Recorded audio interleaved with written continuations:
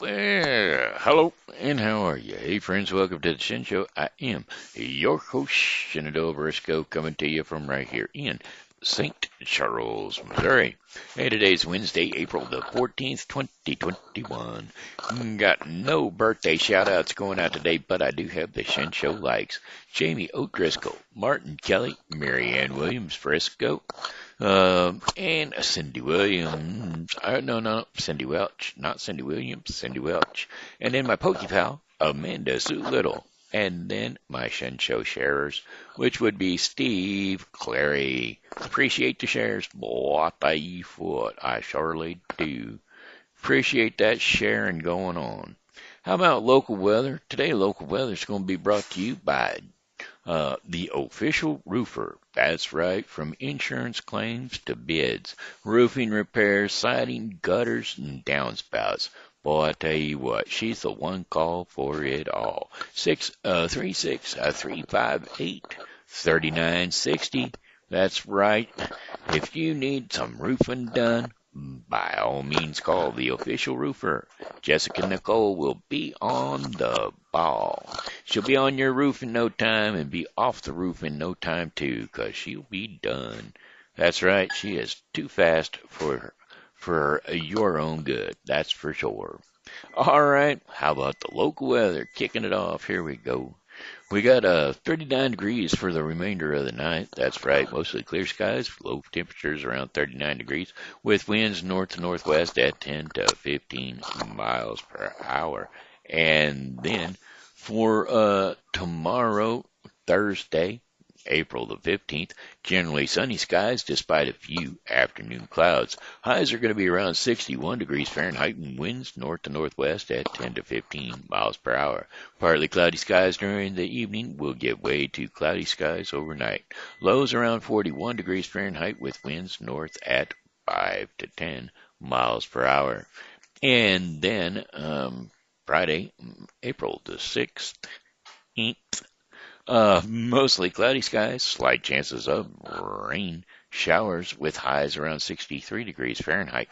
Winds are going to be north to northeast at 5 to 10 miles per hour. Rain showers in the evening will envelop into a more steady rain overnight. Low temperatures are going to get down around 47 degrees Fahrenheit. Winds are going to be north at 5 to 10 miles per hour and chances of rain 70%. Rainfall is going to be up near a quarter of an inch, so the flood stages are going to be rising again, folks. Rain showers early with overcast skies later in the day. Highs are going to be around 58 degrees Fahrenheit with winds north to northwest at 5 to 10 miles per hour. Chances of rain 50%. Mostly cloudy skies early and then partly cloudy skies in the afternoon. Low temperatures around 43 degrees Fahrenheit with winds north to northwest, or actually just northwest at 5 to 10 miles per hour. And then Sunday, April the 18th, some sun in the morning with increasing clouds during the afternoon. Highs around 60 degrees Fahrenheit with winds northwest at 10 to 15 miles per hour. Partly cloudy skies overnight with low temperatures near 40 degrees Fahrenheit, and winds are going to be west to northwest at 5 to 10 miles per hour. And then for our final day of our 5-day forecast for the St. Charles viewing area, Monday, April the 19th, generally sunny skies despite a few clouds in the afternoon. High temperatures are going to be arranged at about 68 degrees Fahrenheit, and winds are going to be west to southwest at 10 to 15 miles per hour. 41 degrees overnight, that's right, a few clouds with low temperatures around 41 degrees Fahrenheit. Winds are going to be west to northwest at 5 to 10 miles per hour. And that, my friends, is your 5-day forecast brought to you by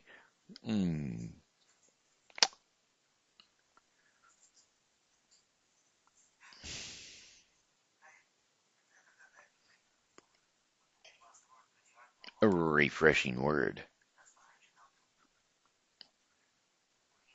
Correct that. Refreshing word. Go to sleep.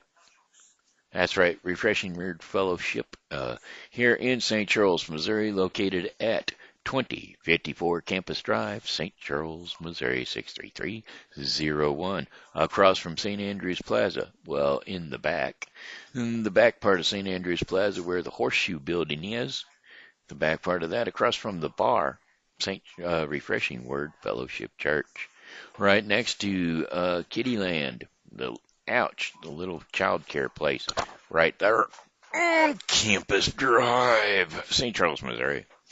Okie dokie. Hey, I hope to see you out there, Lisa. That'll be this Sunday. I'll be there. We start at 11 a.m. with worship and and it's not a not a big congregation. So, folks, don't worry about it. Just come on in, and we're fairly casual dressed. So, there you go. When it begin, I can't begin to know.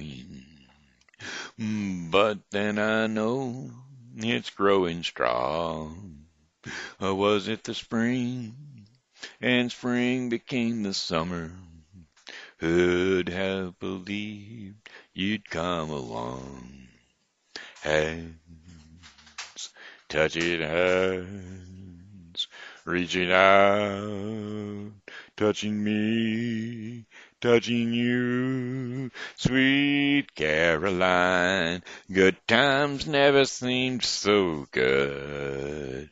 I've been inclined to believe they never would, but now I look at the night and it don't seem so lonely. We filled it up with only two. And when I hurting runs off my shoulders, how can I hurt when I'm holding you? One, touching one, reaching out, touching me, touching you. Oh, sweet Caroline, good times never seem so good. I've been inclined to believe they never would. Oh, no, sweet Caroline, good times never seem so good. I said, sweet Caroline, I believe they never could. Sweet Caroline, good times never seem to be so good.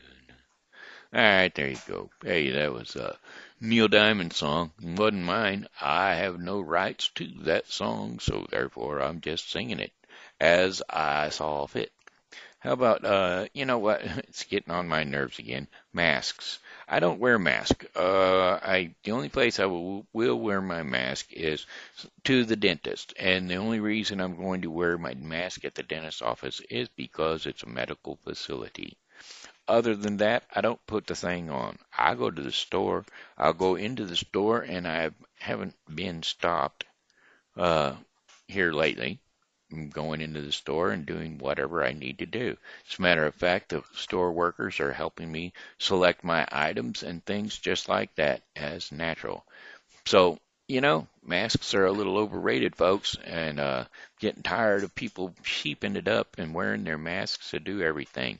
You go outside, breathe in the good fresh air from outside. Tell you folks, the coronavirus does not live on the air outside. So why is it that people are walking up and down streets and running on the Katy Trail and going to places like that and wearing masks? You don't need a mask. You're outside. The wind's blowing. It's going to blow that virus, if you think it's a virus, away. There's no point in it.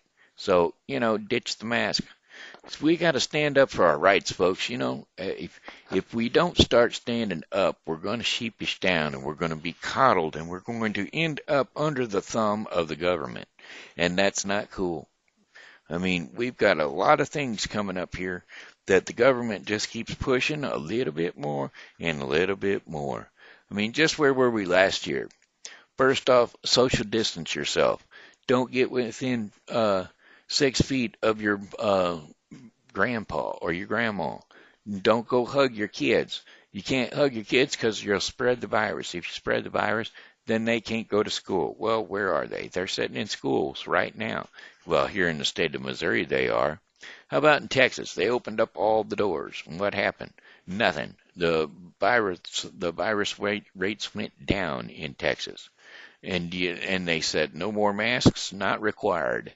And what? Guess what? People are out having fun, going to baseball games, going to restaurants, eating at restaurants, and doing what they do. And the virus numbers are going down. Go figure that one out. Don't get me started on gun control.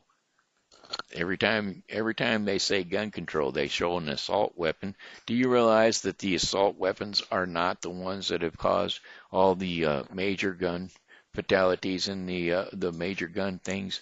The people pull out a shotgun and they pull out pistols. The majority of your crimes are pulled with pistols and shotguns, and not the guns that the government wants. They want your hunting rifle. They want your shotgun. They want things of that nature. And it's like, hey, look, those guns are mine. That's there to protect my household, and I'm not going to give it to you. People always ask me questions like, hey, if it come to the virus, to the antivirus, to the vaccine, are you gonna get the vaccine? Well, my thing is, no, I'm not going to get the vaccine. Oh, yes, I know. It could cost me my house. It could cost me everything I get because, well, yes, I do, because I'm handicapped, live on the government. They are subsidizing my rent. They are giving me a check for a disability check. So I get paid by the government, and when they say you will either be vaccinated or you will not receive your check, I'll say, okay, good deals. I'll have to move because I'm subsidized by my rent. If I'm making no money, then the rent, I don't know what they'll subsidize, but it's government housing too. So the government will say, hey, do you have your vaccine? If you don't have your vaccine, you can't live in my household. And so I will say, okay, fine. I will find some place to live, folks. There's somewhere out there that will accept me living. I'm not going to cow down to the government and their mandated virus. It's against my rights. It's against your rights. And if you don't stand up, if we don't stand up together in a unit and start not going into patronizing places that are having us wear masks because of the mandate, not because of their own choice, but because of the mandate. If you start avoiding products like Coca-Cola and you start avoiding stores like Walmart and some of the major chains like that, and you stop going to them, guess what? They're going to start losing money. And do you know what? The almighty dollar is what controls this country, not the government. And if they start losing money, they're going to rethink their mask protocol, and it will be done. Oh, I know. I'm going to be attacked by the people out there saying, it's for the greater good. The greater good of what? This virus thing has been a ploy, a facade. It brought up the. It's a common cold. It's got no bigger numbers than the common household cold, and we all know for a fact that the numbers that they have as far as virus deaths are not just virus deaths. Those are added up and fictitious. I know my maintenance worker here that comes to my house, his friend was struck by a motorcycle. On his motorcycle, he was on his motorcycle. A car pulled out in front of him. He broadsided the car. He went to the hospital and died from coronaviruses, not internal injuries from the motorcycle accident. No, it was the coronavirus that got him. Now go figure that one. And the family is still fighting it to this day to say, hey, you know what? His insurance is not paying off on no coronavirus. It's not what he had, and that's not what killed him. It was the accident due to the motorcycle crash. It was the internal injuries. But no, there wasn't enough money in that for the hospital to sign off on, for the government to send them some money in a check. So let's get off of this coronavirus and get done with it. It's over. It's done. The next thing you're going to be talking is vaccines. Vaccines are worthless. They've already came out with a study that says that they're worthless. Look, Johnson and Johnson has been recommended by the uh, Food and Drug Administration that we should hold use of the Johnson and Johnson vaccine. Well, if they're having trouble with theirs, what makes you think that the other vaccines aren't having trouble with their vaccinations?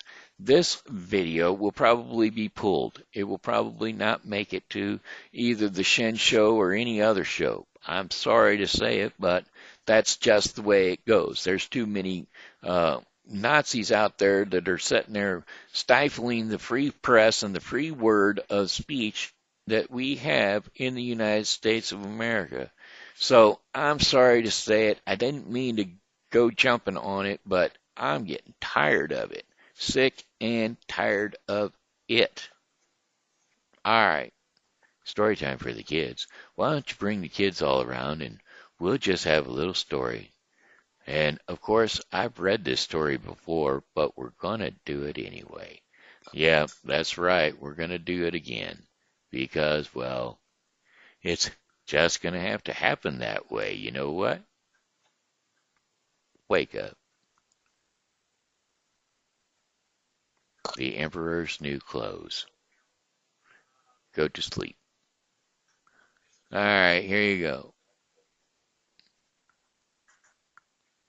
This is what we're going to be reading today.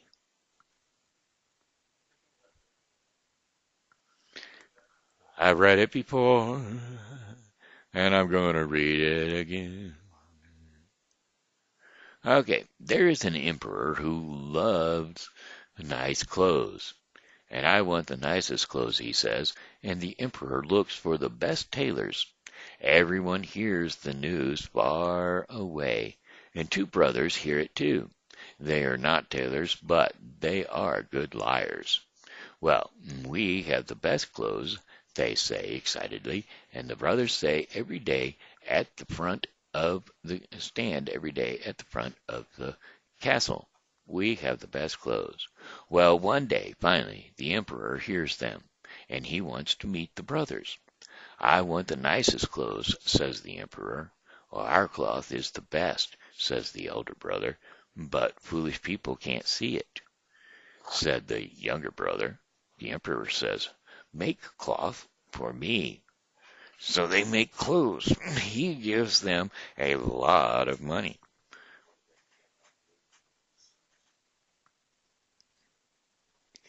He gives them a lot of money.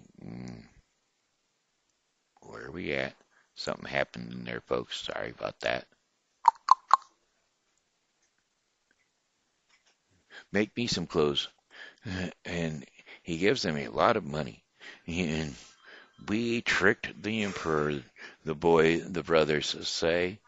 Immediately they already knew that they had it all, just like the media is tricking you. They pretended to make clothes. Later someone goes to see the clothes. You are not foolish, so you can see them, right? Well, I can't see the clothes, he thinks, but he doesn't want to look foolish, so he lies to the emperor. Those are the nicest clothes, the soldier says. Your Highness, the clothes are finished, the brothers told the emperor. And so, the brothers pretend to carry the cloth. I don't see anything, the emperor thinks to himself, but he doesn't want to seem foolish. So the emperor says, wow, these clothes are really nice. He puts on the invisible clothes. The people of his castle clap for him. The emperor wants to show his new clothes, and so he has a parade. All the people from his kingdom come to see him. Hush, he is naked. All of them are in a deep shock, but no one says anything. One of the boys laughed from the crowd and says, the emperor is naked. And all the people started to laugh. The foolish emperor runs to his castle. He is a visual. This thing was not near long enough. I have to get this a different way. The Emperor's new clothes. We'll do it this way. Yeah. I don't want the full movie. I want the words. Oh, it's Hans Christian Andersen. No wonder. Many years ago there was an emperor so exceedingly fond of new clothes that he spent his money on being well dressed. He cared nothing about reviewing his soldiers, going to the theater, or for a ride in his carriage, except to show off his new clothes. He had a cloak for every hour of the day, and instead of saying, or as one might, should any other ruler, the kings in council, he here they always said, the emperor is in his dressing room. Well, in the great city where he lived, life was always gay. Every day many strangers came to town, and among them one day came two swindlers. They said, "Let it be known that we are weavers," and they said that they could weave the most magnificent fabrics imaginable. Not only were their colors and patterns uncommonly fine, but clothes made of this cloth had a wonderfully way of becoming invisible to anyone who was unfit for his office, or who was unusually stupid. And those would be just the clothes for me, thought the emperor. If I wore them, I would be able to discover which of my men in my empire are unfit for their posts, and I could tell the wise men from the fools. Yes, I certainly must get some of the stuff woven for me right away. He paid the two swindlers a large sum of money to start work at once, while they set up two looms and pretended to weave. Though there was nothing on the loom, all the finest silk and the purest old thread which they demanded went into their traveling bags, while, while they worked in the empty looms far into the night. I'd I'd like to know how those weavers are getting along on with my clothes, the emperor thought, but he felt slightly uncomfortable when he remembered that those who were unfit for their positions would not be able to see the fabric. It couldn't have been that he doubted himself, yet he thought he'd rather send someone else to see how things were going. Well, the whole town knew about the clothes' particular power, and all were impatient to find out how stupid their neighbors were. "I'll send my honest old minister to the weavers," the emperor decided. "He'll be the best one to tell me how the material looks, for he is a sensible man, and no one does his duty better." So the honest old minister went to the room where the two swindlers sat working away at their empty looms. Well, heaven help me, he thought. His eyes flew wide open. I can't see anything at all.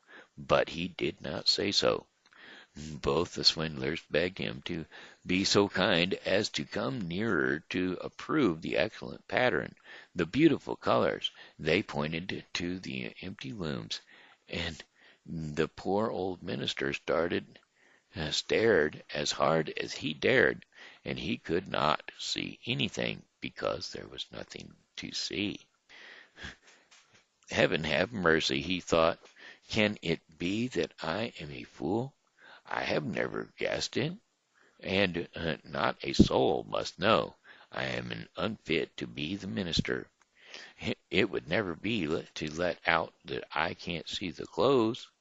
So doesn't don't hesitate to tell us what you think of it," said one of the weavers. "Oh, it's beautiful, it's enchanting." The old minister peered through his spectacles. "Such a pattern! What colors! I'll be sure to tell the emperor how delighted I am with it." "And so we're pleased to hear that," the swindler said. They proceeded to name all the colors and to explain the integral patterns, and the old minister paid the closest attention so that he could tell all to the emperor, and so he did. The swindlers at once asked for more money, more silk, and gold thread to get on with the weaving, but it all went into their pockets. Not a thread went into the looms, though they worked at their weaving as hard as ever. The emperor presently sent another trustworthy official to see how the work progressed, and how soon it would be ready. Well, the same thing happened to him that had happened to the minister. He looked and he looked, but as there was nothing to see in the looms, he couldn't see anything. "Isn't it beautiful pieces? Aren't they beautiful pieces of goods?" the swindlers asked him as they displayed and described their imaginary patterns.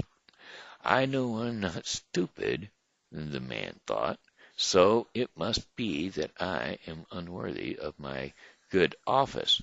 That's strange. I must not let anyone find that out, though." So he praised the materials he did not see, and he declared he was delighted with the beautiful colors and the exquisite pattern. To the emperor he said, "It held me spellbound." Now all the town was talking all to this splendid cloth. All the town was talking of this splendid cloth, and the emperor wanted to see it for himself, while it was still in the loom. Well, attended by a band of chosen men, among whom were his two old trusted officials, the ones who had been to the weavers, he set out to see the two swindlers. He found them weaving with might and main, but without a thread in their looms. "Magnificent," said the two officials, already duped. "And just look, your Majesty, what colors, what a design!" They pointed to the empty looms, each supposing that the other could see the stuff. "What's this?" thought the emperor. "I can't see anything. This is terrible. I am a fool. I am unfit to be the emperor. What a thing to happen to me, of all people. Oh, it's very pretty," he said. "It has my highest approval." He nodded aberration at the empty loom. Nothing could make him say that he couldn't see anything.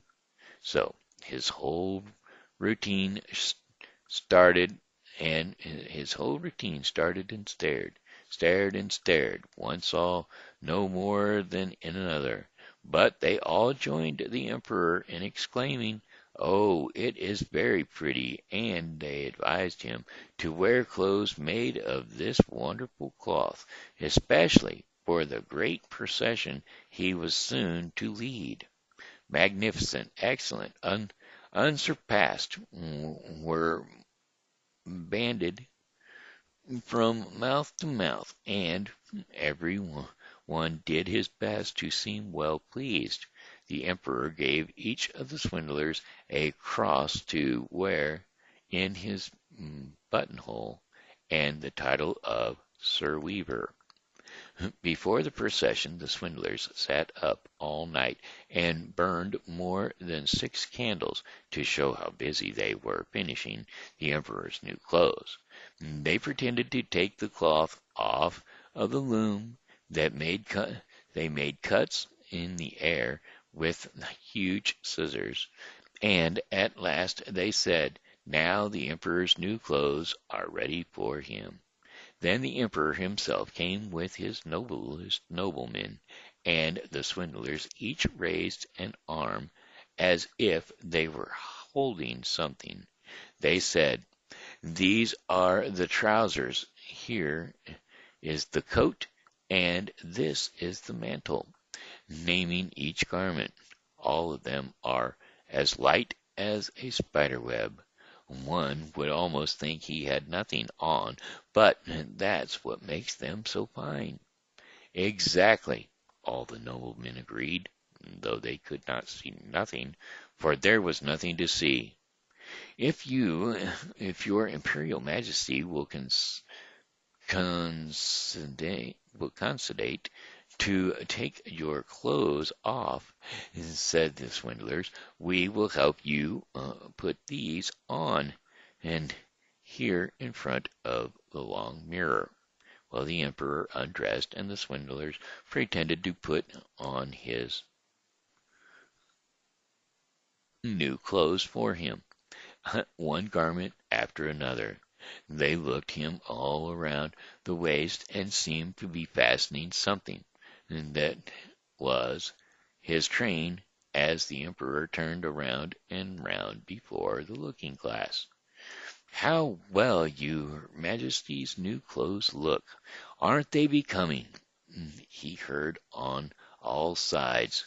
"That pattern so perfect, those colors so suitable. It is a magnificent outfit."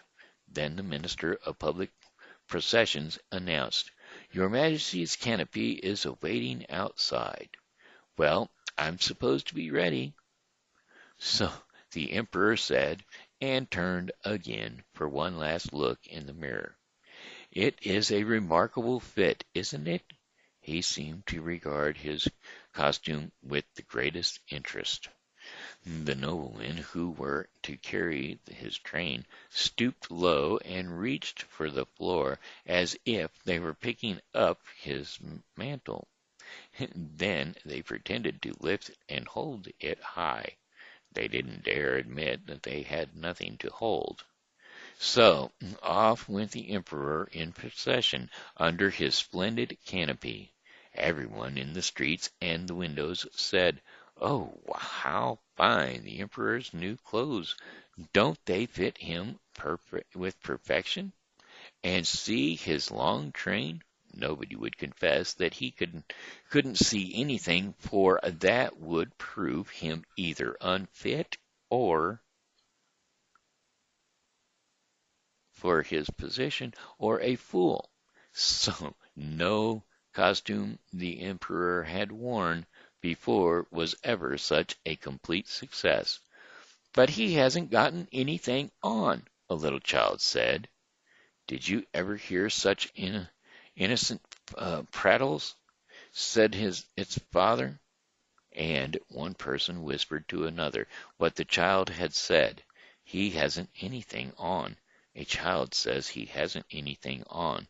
But he hasn't got anything on," the whole town cried out at last, and the emperor shivered, for he suspected they were right. But he thought, "This procession has got to go on." So he walked more proudly than ever, as his noblemen held high the train that wasn't there at all. So, folks, even the emperor and all the wise men of his uh, court can be duped by two swindlers. And if you don't think uh, that the media is swindling you right now with COVID and the masks and everything else that they're putting across on us, well, then you're being duped even worse than the emperor's friends, because we're getting taken to the cleaners, folks. We're all naked. That's all there is to it. We're all naked. All right, it's time for our portion of the program called Our Daily Bread. And I can tell you this, as a Christian, I don't want to be duped anymore. God's coming. He's going to bring back the way things are supposed to be. And Anyway, live like it's morning is our daily devotion. And today, the um, daily bread portion of the program is going to be brought to us by the Bible with Briscoe 2021, a daily reading of the Bible to be completed within 1 year. That's right, the daily reading of the Bible will be 1 Samuel 25 through 26 and Luke 12, 32 through 59. So don't forget to tune into the Bible with Briscoe 2021 for your daily reading of the Bible. Okay, live like it's morning, and we're going to be reading Ephesians 5, 1 through 9. Ephesians 5, 1 through 9. Follow God's example, therefore, as a dearly loved children, and walk in the way of love, just as Christ loved us and gave himself up for us as a fragrant offering and a sacrifice to God. But among you there must be not be even a hint of sexual immorality, or of any kind of impurity, or of greed, because these are impure for God's holy people. Nor shall there be obesity, obscenity, foolishness, talk of or carouse joking, which are out of place, but rather thanksgiving. For this you can be sure, no immoral, impure, or greedy person, such as a person is an idolater, has any inheritance in the kingdom of Christ and of God. Let no one deceive you with empty words, for because of such things God's wrath comes on those who are disobedient.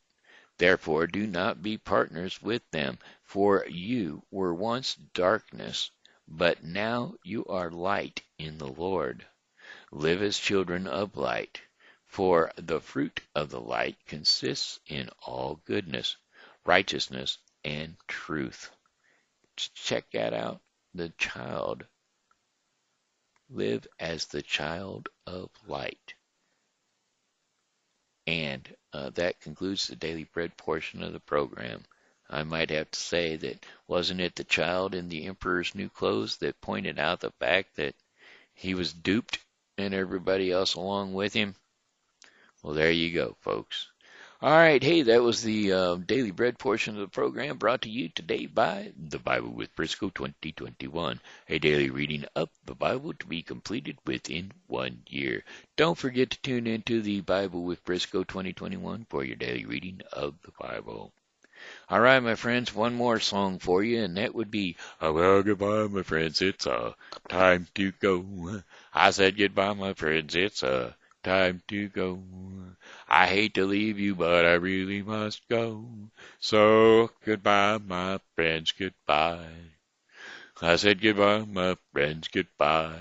This here has been Shenandoah Briscoe saying hello and how are you? Thanks for tuning in to the Shen Show today, and as always, you know, God loves you and so do I. So be blessed and come back and see me tomorrow because, well, hey, I'll be here and I hope that you are too. By the way, this is not a cigarette, it's a straw.